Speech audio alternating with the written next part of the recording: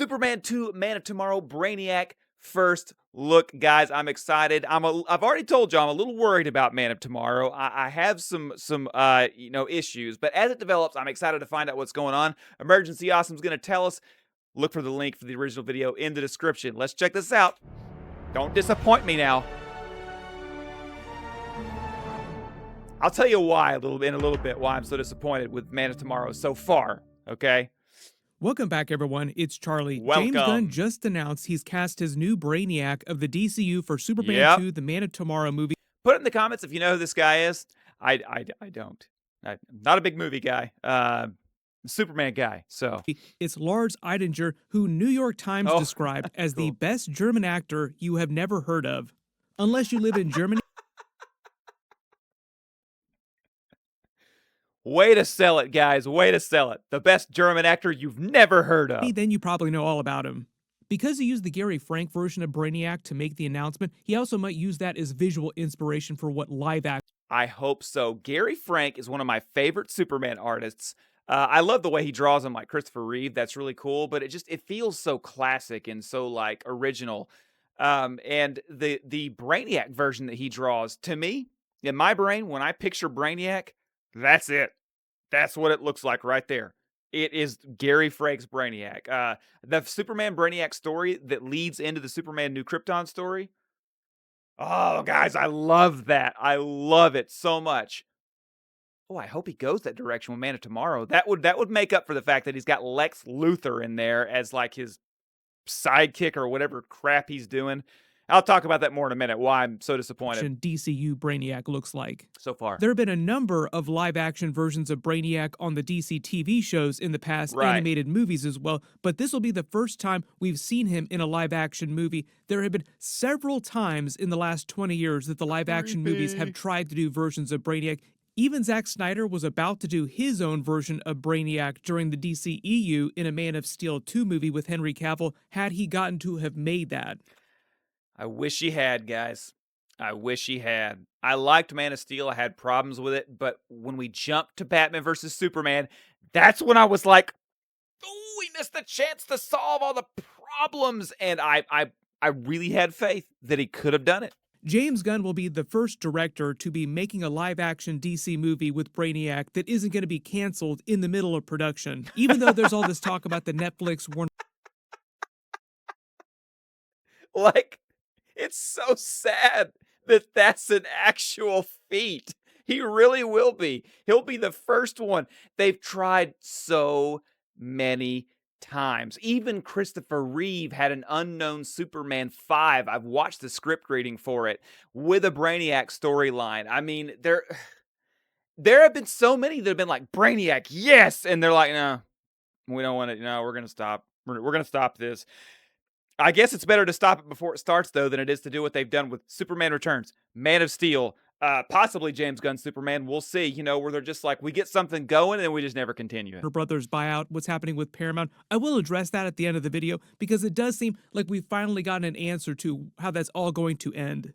Okay. James Gunn also said that at one point when he was developing the first Superman movie, he thought about using Brainiac for the main fantastic drawings. Villain, not Lex Luthor, but then just decided to wait, I assume now, for the second movie. Like, oh, that's too much. We'll just save him for the next Superman movie, and now we're here. Cut. That's probably a good decision. That would have been a lot. Although a tease.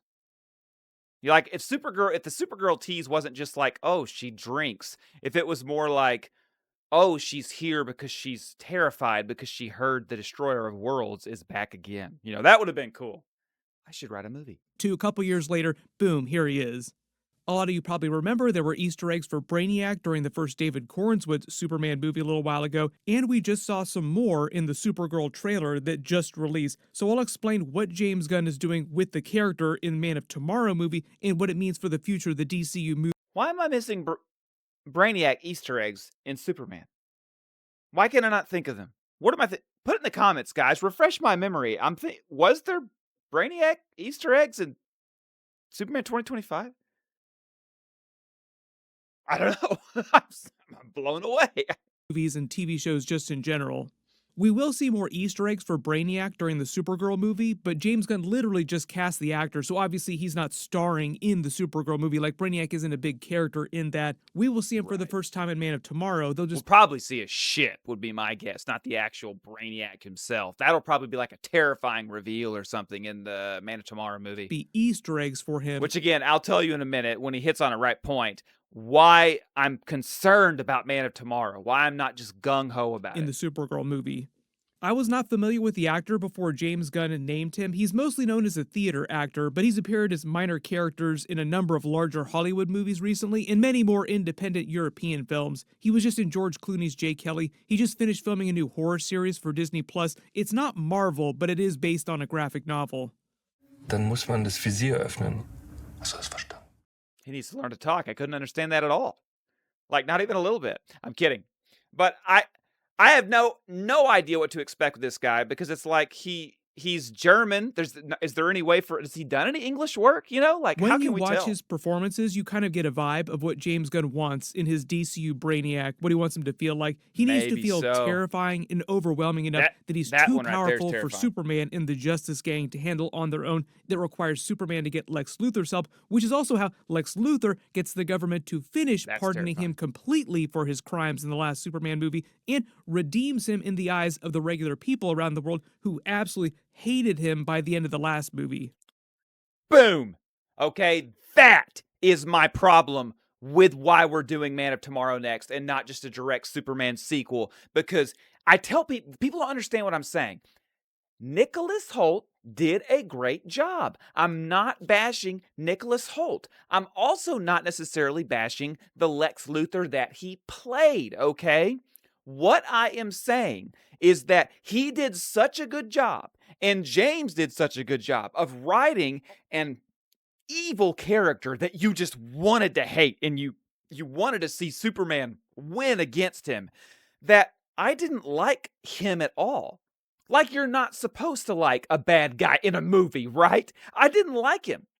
And then his second movie, he's like, I want to explore Lex Luthor more. I want to bring him as a team up for Superman. And I'm like, the guy who killed the innocent Malik or Mally or whatever his name was, the guy who physically and verbally assaulted Eve, you know, a woman, you know what I mean? A guy who was just willing to kill and sacrifice people because they chose him.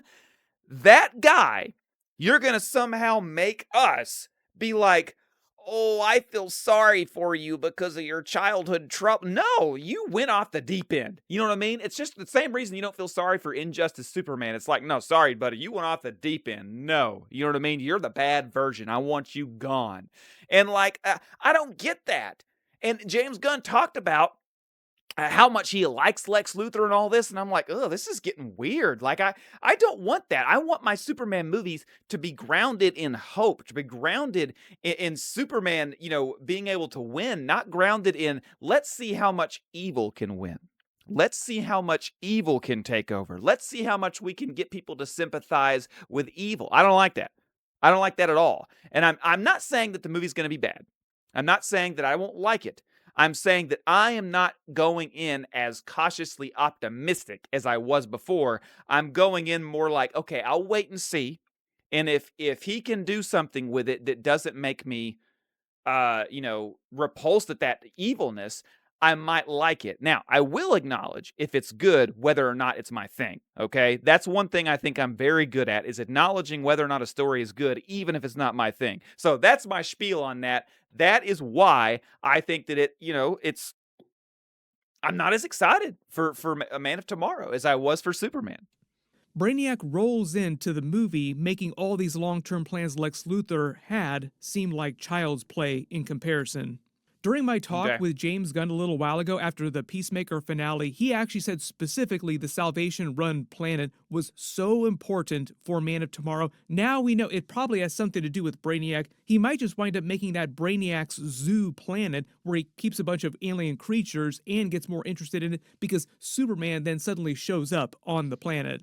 It also seems like Brainiac is going to pay off a lot of the plot holes and questions raised in the first Superman movie too, as well as some of the things that they raised during the Supergirl trailer, some things that are referenced, especially with Jor-El's message during Superman's transport in his pod from Krypton, and the original destruction of the Krypton planet that we see in the Supergirl movie trailer.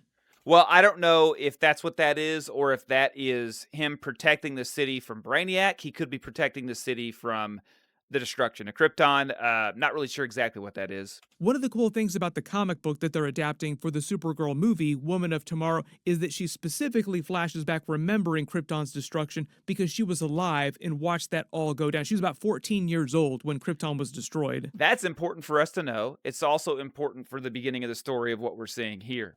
Brainiac has a number of different backstories across the comics. There have been a couple retcons, but in a lot of them, he was either direct. Oh, put in the comments. What do you prefer? Alien or AI Brainiac version?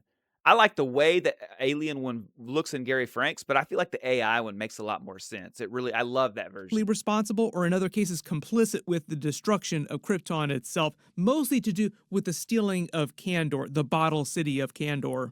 Yeah. Most of the live-action versions of Brainiac you've seen on all the different TV shows over the years, like the Smallville version of Brainiac, the new Krypton version of Brainiac on that TV series on the Sci-Fi Channel, those are all the first evil version of Brainiac.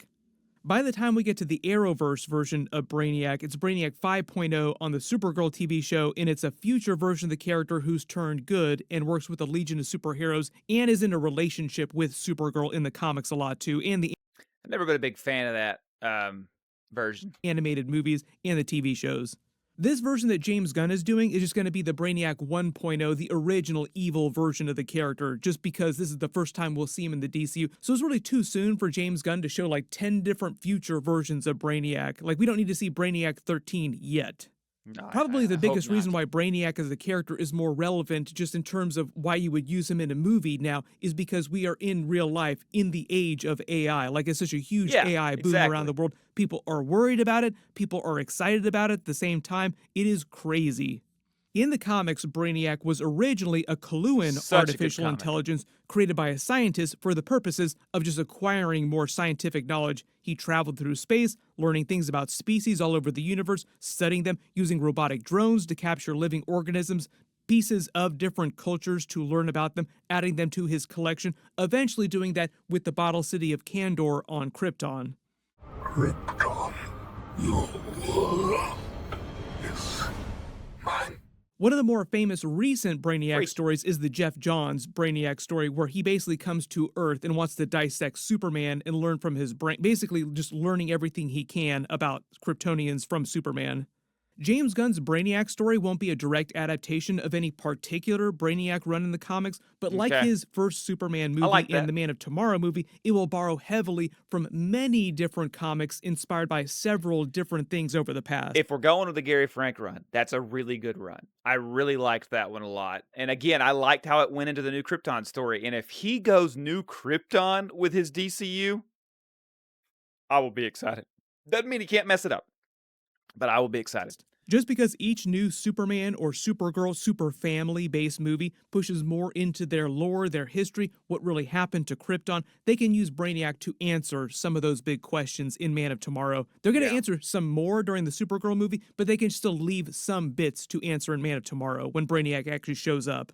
Right. He can also just say that Brainiac was the real reason for Krypton's destruction, because what makes more sense, an ancient, hyper-advanced scientific race taken down by climate change deniers, or Brainiac was responsible for everything? Jor-El, realizing almost too late, but was able to save Superman in his pod, and in the Supergirl trailer, what we're seeing... I don't know, let me go what you guys think in the comments. Does it make more sense that a super advanced civilization wouldn't be able to defend off a super advanced civilization, or I guess he's in one-man army, or the climate change denier thing?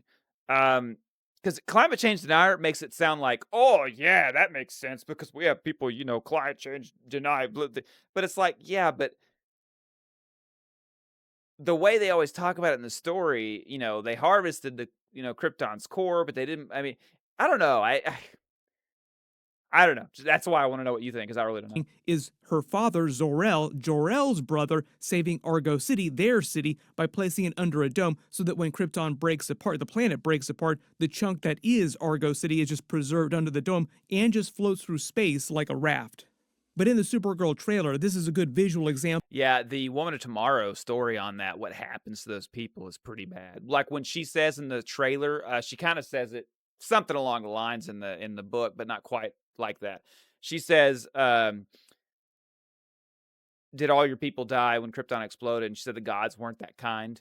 Yeah, what she's talking about is what she had to go through after she was saved. You know, she wasn't really safe. You know what I mean? It's like if you get a raft in the middle of the ocean, you're still alive, but you got no land around you. There's sharks. You have no water, no food. You might just die slower. Of what it would look like when Brainiac steals Kandor, he shrinks it too and puts it on his ship.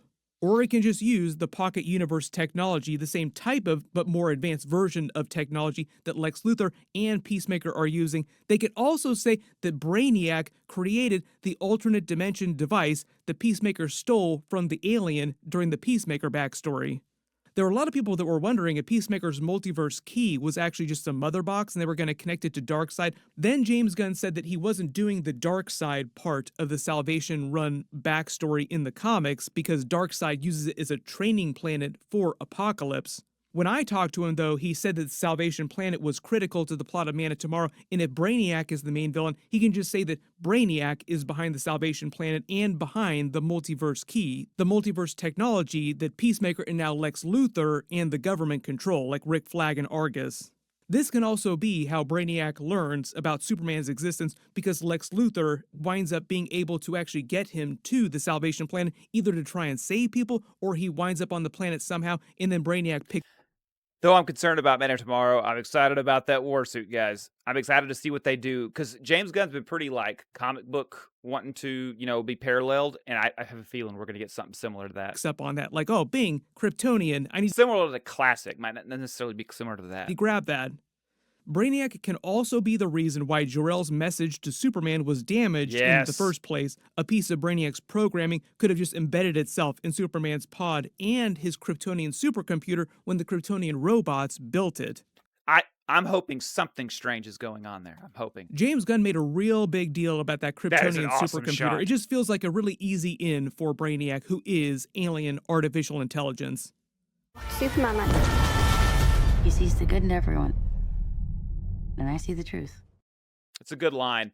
I do think that was a good line too, because that kind of explains the Woman of Tomorrow Supergirl really well. Like, she wants to be good like him, but at the same time, she has different motives behind why she does the right thing and how she does it. James Gunn has not said whether or not Millie Alcock's Supergirl is going to be in the Man of Tomorrow movie, but Millie Alcock said that she filmed a scene with David Cornswith's Superman. He was in his Superman suit, but she was not in her Supergirl suit for the Supergirl movie entirely in Kryptonian. Like, they have a conversation with each other just in Kryptonian. Well, I cannot wait for that, guys. I cannot wait to hear some Kryptonese, as they call it in the comics. Let's see, Superman, Batman, Supergirl. I think it's called Superman Apocalypse on the animated version. I think they might have used they said in the comics something like Swedish. They might have used Swedish, so they may just use a language, or they may do something different. I don't know. They may have a linguist. Zack Snyder had a linguist, at least for written, and I'm excited to see what they would do with that. That'll be really cool. I almost want to see a joke about Superman not having a good accent. It sounds like it might wind up at the end of the movie when she returns to Earth after she helps Ruthie. Also, because she was alive for Krypton's destruction and watched that go down, she can actually tell Superman about Brainiac. She can know about him. DC also filed a trademark for the Salvation Run name so they can use it in a movie. So my theory is that James Gunn also might want to develop a Suicide Squad type of movie with the villains on the Salvation Planet being stuck there. So we'll see what they wind up doing with that in the future. But James Gunn can also adapt a version of this new Krypton storyline in the future. That's what I'm talking about, guys. That's what I'm talking about. By the way, I like the way Krypton looks in New Krypton on here. It's very, very cool. But that story is so good. It's long and drawn out, and it's one of those ones that has a bunch of different writers and a bunch of different, artists. But sometimes those bomb. Well, this one was really good. I'd give it like, somewhere between a 7.8 and an 8.5. Very good story. The Superman Brainiac story is probably over an 8.5, and then it leads into this. Where Superman is able to save the bottle city of Kandor, bring it back so that he and Supergirl are no longer the last Kryptonians living in the universe. And she actually talks about that during the Supergirl movie. There's only 2 of us left. Technically, that's not That is terrifying. true because Brainiac has a whole city of you just shrunk down. Yeah. They can just use that, the new Krypton stuff, for more future super I hope he uses. You see the middle right over there, the guy in the red cape and the looks like, cotton all over his arms. That's a classic Kryptonian suit. I hope they use that classic Kryptonian suit. That will be so cool if we get something based on that in the movie. shrunk down. Even if it's just one person in a little, side whatever. They can just use that, the new Krypton stuff, for more future super family movie plot. James Gunn said that he had a 4-movie arc for Superman planned, David Cornswood's version. They can just use new Krypton stuff for a 3rd movie. And my early assumption is Put it in the comments what you think those 4 movies are. Okay? Superman, probably Supergirl, Man of Tomorrow, and then something else. Some people think that Man of Tomorrow or Supergirl might not be included in the 4, but I think that it probably is. that 4th last movie would probably be a Justice League team-up crossover of some kind down the road. Everyone post all your reactions in the comments below and let me know what you want them to do with I gotta remember Brainiac to do after that. this going forward in the DCU. Gotta remember to do that. Because obviously this Always won't be forget. the absolute end of Brainiac. Like, they're not going to do him as a one-and-done kind of villain. Superman and Lex Luthor are probably able to defeat him, and then he comes back in the future as Brainiac 2.0, like a completely different version of the character at some point in some other movie or some other TV show.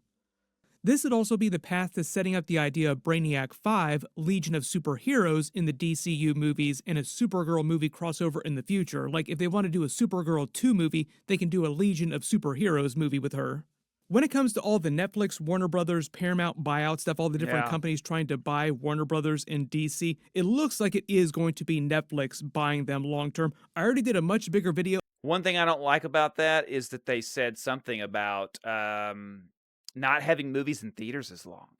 I'm like, what? We need to lengthen that back up, not shorten it down more. You're going to get it to where people blink and they miss it in the theaters and they're like, oh, I just won't even watch the movie. I don't care. about what their plans are, what they've said about it, so I'll link it at the end of this.